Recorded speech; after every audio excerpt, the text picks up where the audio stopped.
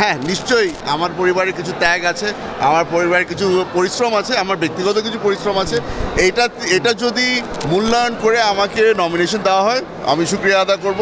তবে যদি আমার দল মনে করে থাকে যে আমার থেকে বেটার কোনো ক্যান্ডিডেট আছে আর তাকে যদি নমিনেশন দেওয়া হয়, ওটা আমি মাথায় নিয়ে ফেলব। কথা বলার শুরুতেই বলি যে আমি 2018-তে নির্বাচন করেছিলাম বিএনপি থেকে, নরসিংদী 5 রায়পুরা থেকে। আবারও ইনশাল্লাহ নির্বাচন করব, দল মনোনয়ন দেবে বলে আমি আশা রাখি। আমরা যারা রাজনীতি করি দীর্ঘদিন থেকে, আমরা সেই ছাত্র রাজনীতিতে শুরু করছি। এখন প্রত্যেকের প্রত্যাশা থাকে একবার এমপি হওয়া।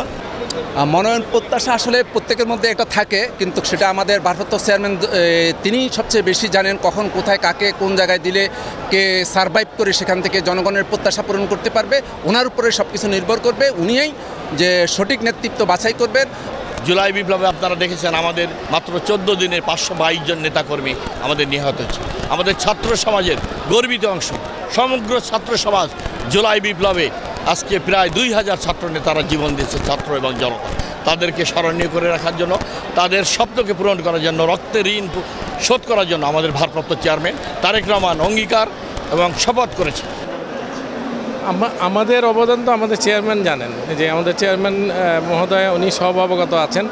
অনেকে অনেক কথা বলে, অনেক টাকা পয়সা বা অনেক যারা দুর্দিনে ছিল না তারা ফ্রন্ট লাইনে এসে এখন এমপি নমিনেশন চায়। আসলে বাস্তবতায় এগুলো হবে না।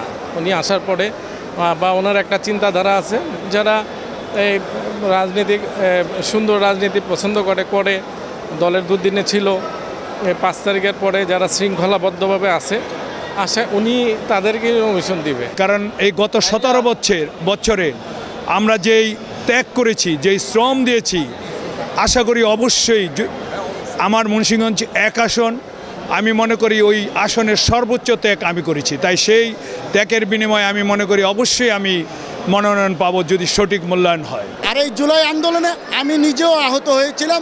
আজকে এই দিনে এসে দাঁড়িয়ে এটাই আমরা প্রত্যাশা করি যে আগামী দিনে যে একটা নির্বাচিত যে সরকার আসবে, সেই সরকারটি জুলাইয়ের যে আকাঙ্ক্ষা ছিল সেই আকাঙ্ক্ষাটা অবশ্যই বাস্তবায়ন করার জন্য তারা বেশি গুরুত্ব দিবে।